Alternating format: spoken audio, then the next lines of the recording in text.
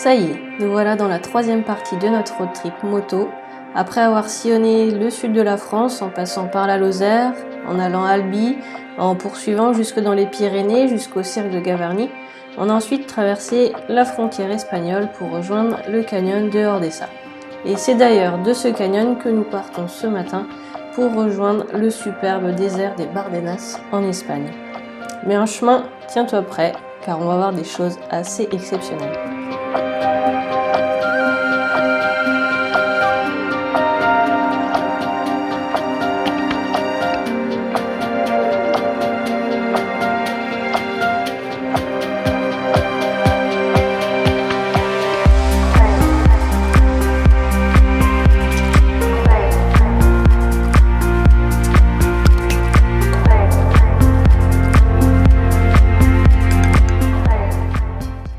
Ce que tu vois là-bas au loin, c'est les Malos de Riglos, des énormes formations géologiques qu'on trouve dans les Pyrénées espagnoles, dans la région d'Aragon.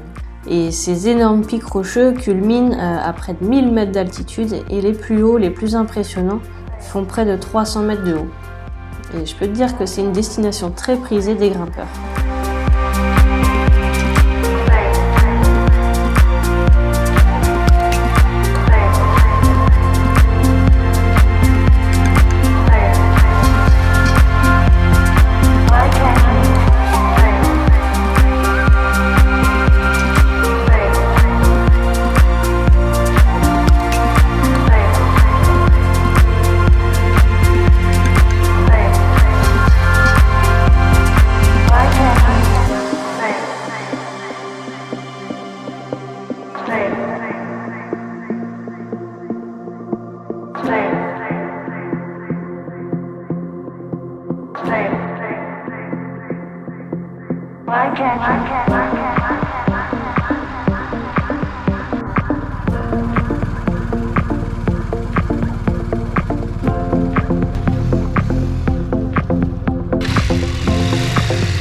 Dans ce coin, il existe pas mal de sentiers de randonnée qui te permettent de faire le tour des Malos et même d'atteindre leur sommet.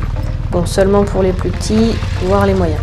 Pour les Malos les plus hauts, il te faudra un baudrier, une corde et un petit peu d'expérience.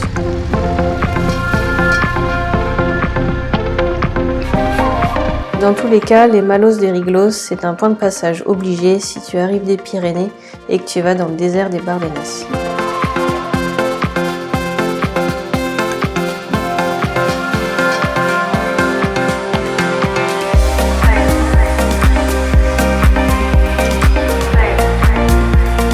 D'ailleurs, ça y est, on voit que la végétation change au fur et à mesure qu'on s'en rapproche. Tout est plus sec, ça s'apparenterait même presque au Far West. Bon ok, un Far West avec des éoliennes, c'est peu commun.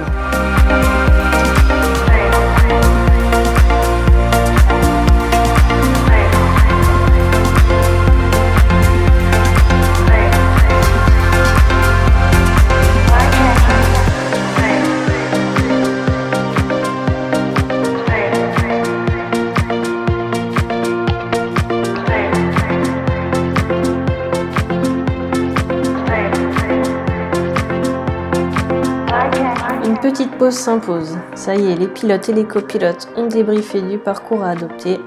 À partir de maintenant, ça sera que de la piste et de la piste, de Tosté jusqu'à Tudela.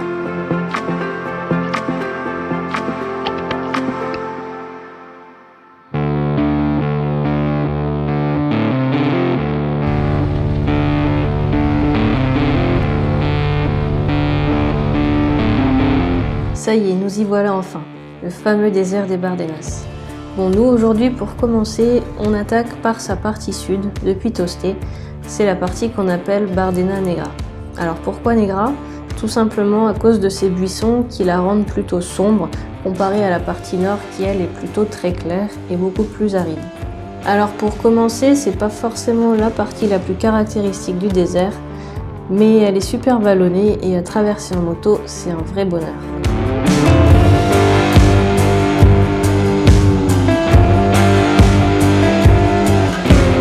Alors, ce que tu vois là, c'est le Castil de Tierra.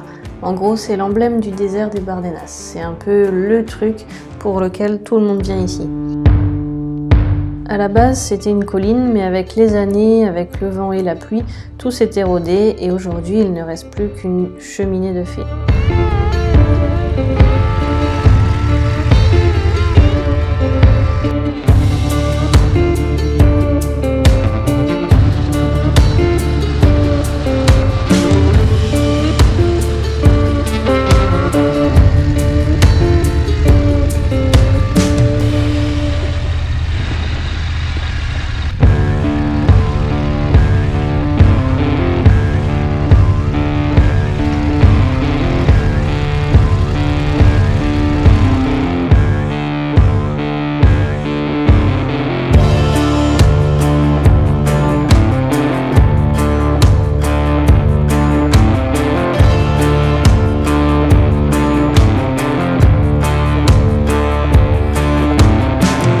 Ce soir-là, on a eu une chance de fou.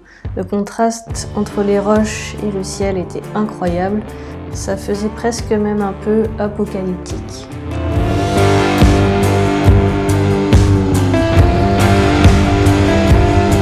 Bon, d'ailleurs, on n'a quand même pas fait les malins trop longtemps parce qu'en voyant ce qui arrivait au loin, on a préféré rentrer pour éviter de se prendre la sauce. On est donc allé passer la soirée à Tudela. D'ailleurs, on a bien dévalisé le bar à tapas du coin.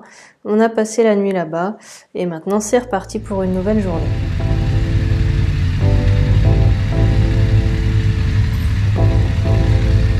Au programme de ce matin, visite des garages du coin et passage au stand pour régler la tension de la chaîne. Ça y est, nous voilà prêts, c'est reparti pour de la piste.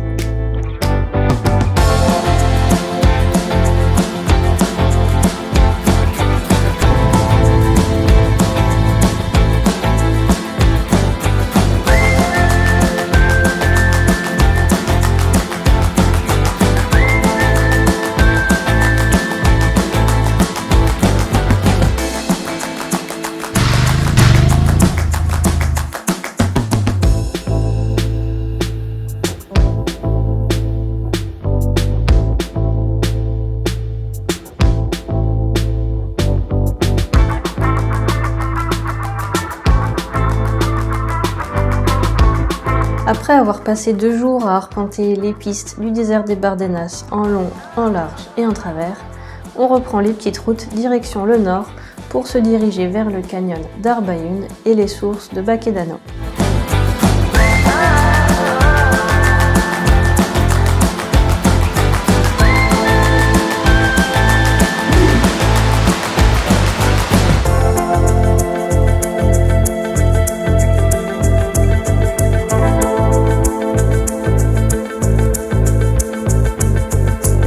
C'est après plusieurs heures de route que nous rejoignons enfin la mer au niveau de Bilbao et c'est à partir d'ici que nous longerons la côte basque, côté espagnol mais aussi côté français, jusqu'à atteindre les Landes.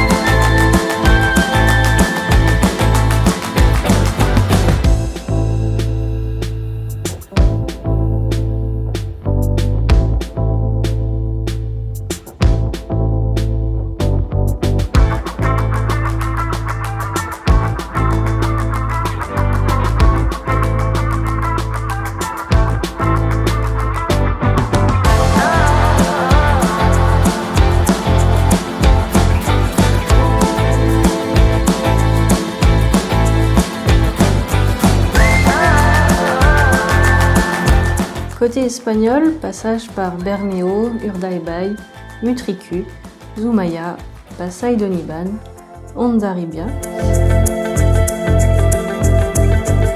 Et côté français, passage par Hendaye, Saint-Jean-de-Luz, Biarritz, Bayonne, Osgore, Biscarrosse, la dune du Pilat, Arcachon et enfin le Cap Ferret.